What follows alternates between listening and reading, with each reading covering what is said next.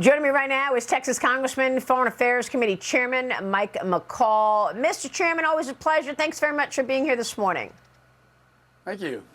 Thank you, Maria. Well, you just heard John Kirby talk about diplomacy. You know, he sort of warped the whole question from why are you soft on China to why would anyone question if we're doing diplomacy? I don't think that was the question, but your assessment of the administration's response to the provocations coming out of communist China.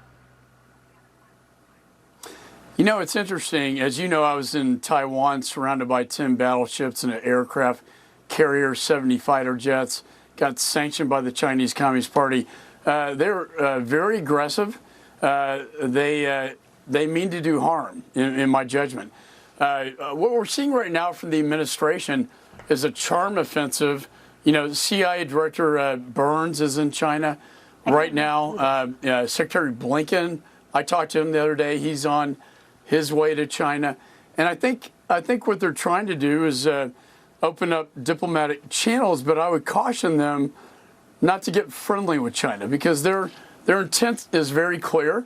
When you listen to Xi Jinping, he'll tell you exactly what he wants to achieve, and that is a reunification of Taiwan with China and the broader Pacific island chain. So I would just say caution would be my advice. Yeah, but Congressman, I guess we've talked before about this administration's policies and how it has invited aggression. And I'm going to put the graphic up that you and I have walked through before in terms of Biden's foreign policy. When he first got to the White House, the first thing he does is cancel the China initiative. And then in May of 21, he waived sanctions on the Putin pipeline, the Nord Stream 2 pipeline into Europe. I don't know why he would do that. Of course, the Afghanistan withdrawal also was botched, and you said also invited aggression. And here we are talking about Xi Jinping meeting with Putin and planning to go into Taiwan. And of course, we are also watching devastation in Ukraine. So talk to us about the administration's response to these threats and why some of these moves were missteps. I would not say not just missteps, but a self-inflicted wound. I think the way that they carried out Afghanistan was shameful. We finally got access to the dissent cable after I threatened the secretary with contempt of Congress. We got access to that. But the fact is, when Nord Stream 2 was allowed to go forward, that's Putin's pipeline into Europe, and then Afghanistan fell, that's when we saw, you know, the adage, weakness invites aggression, right? You project strength, you get peace. Weakness, you get aggression and war. And we're getting that. After Afghanistan, we did see the Russian Federation coming down towards Ukraine for the invasion that's taking place right now. And we also saw Chairman Xi meeting with Putin at the Beijing Olympics, forming the unlimited partnership, the unholy alliance between those two. And Iran's involved in this, throwing weapons into Ukraine, and North Korea with artillery. And Chairman Xi now is threatening the Pacific islands that my father's generation liberated in World War II. You know, yesterday was June 6th, Normandy D-Day. My dad was part of Operation Overlord. And now we have the largest invasion in Europe since World War II and the biggest threat to the Pacific that the greatest generation liberated. This is my concern. Yeah.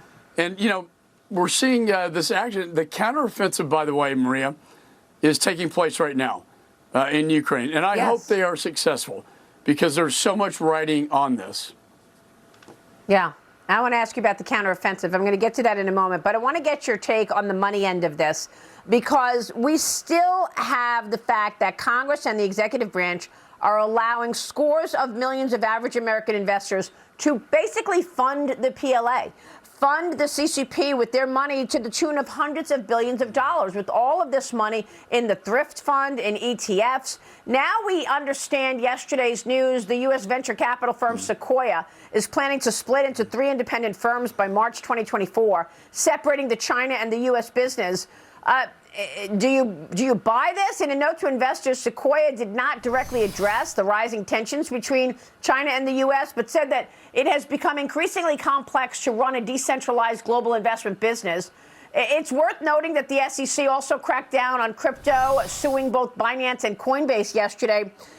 Your thoughts on the money end of this, and is the administration allowing U.S. investors to buy up all these Chinese companies? Do they not understand, in effect, they're allowing investors to fund the expansion of our number one adversary? Yeah, we are allowing U.S. capital, outward bound capital, to finance the PLA and the Chinese military. The hypersonic weapon that circled the globe with precision and landed, that can carry a nuclear payload, was built on the backbone of American technology. The spy balloon had American parts in it. The fact is, on the export control side, we are exporting parts that go into Huawei, go into SMIC, their semiconductor companies. They go into their military advanced weapon systems. This has to stop. To your point, the outward bound capital flows. It's a little more difficult challenge. However, Sequoia is a poster child for a company that can basically fund PLA operations. The CEO of Sequoia sits on the board of ByteDance, which is the parent company of TikTok. Sequoia made a lot of money on TikTok. Sequoia is now trying to distance themselves and legally distance themselves from their office in India and China from the United States. But the fact is, it's one company. You're going to see, I think, an executive order come out of this administration, I hope, that will limit the ability to basically advance in certain sectors of their economy, like semiconductors, like possibly, getting into quantum computing. But we have a bill in Congress to dry up this funding, to stop American investment in China that goes into the backbone of their military, that, Maria, quite frankly, with the tension in Taiwan, could one day be pointed at the United States of America. And to me, that's unacceptable. Yeah. Mr. Chairman, you struck a deal with the Secretary of State, Anthony Blinken, earlier this week, allowing Foreign Affairs Committee members to gain access to the Afghanistan withdrawal descent cables. Congressman Darrell Issa told Fox News Digital this is classified because it's embarrassing. There's absolutely no reason the American people should not see it and will not rest until they do. Even Florida Congressman Michael Waltz tweeted, the American people, especially the 13 Gold Star families, should be able to read this. What have you learned, Chairman? Well, I fought very hard with the contempt threat to get these documents available to every member of the committee, not just myself and the ranking member, because I want them to see the documents. Look, this cable descent is extraordinarily valuable. It's 23 employees in the Kabul embassy, a cry for help, a plea for help, a warning about what was going to happen.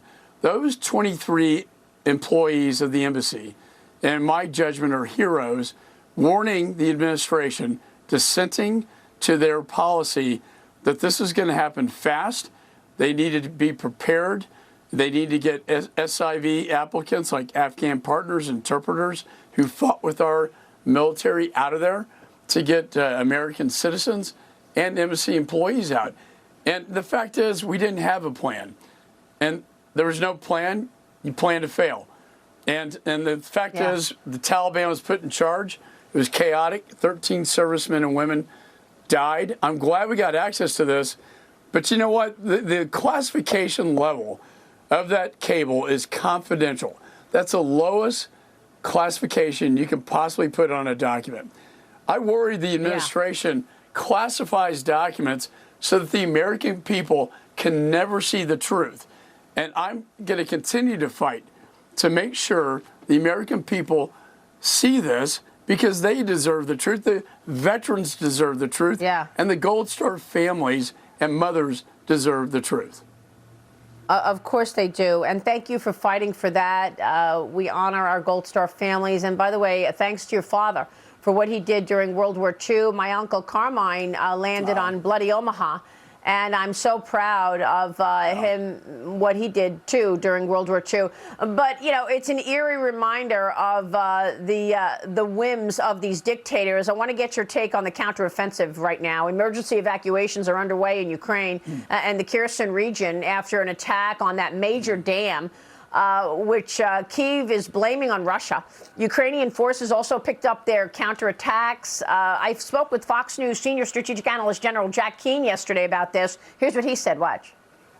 The counteroffensive in Ukraine has begun. The Institute for the Study of War confirmed that. What the Ukrainians are trying to do is isolate Crimea by breaking the main supply routes from Russia to Crimea and get to the Sea of Azov and the Black Sea. This will take weeks to unfold, but this long-anticipated counteroffensive has finally started. Mr. Chairman, what can you tell us about this counteroffensive? Americans want to know that all of their taxpayer money that has gone to Ukraine will, in fact, be successful. What do you know? Well, that's right. This is a very important point in history. If they are successful, I think the will of the American people will follow. If they're not, I think it evaporates. I'm very hopeful. I've been briefed by, the top generals in Ukraine about this offensive. It is taking place right now. What they want to do is cut the land bridge between the Donbass and Crimea off, so they cut the supply chain, supply lines that go to Crimea and isolate it. This administration, though, will not get them one weapon to hit Crimea. But in spite of that, the UK Secretary of Defense I talked to is giving the longer-range artillery weapons, as is France. The F-16s were finally approved, but it takes 3 to 6 months to train the pilots. That's unfortunate. We didn't do that sooner. They also need cluster munition bombs that the Russians are using in Ukraine right now. However, they are tough, and they're seasoned, war-battled people. And I pray for them for success against these aggressors who are now, they blew up a dam to basically disrupt a nuclear power plant, to dislocate thousands of people. And this is all going to play out for the American people in the world in the next days. And it's going to be intense, I can tell you that. Unbelievable pictures and unbelievable developments that we are watching firsthand here. Congressman, thanks very much for all of your leadership on all of this. Thank you, sir. Oh, thanks so much, Maria. Always good to be on your show. All right. Foreign Affairs Chairman Michael McCaul. We'll be right back.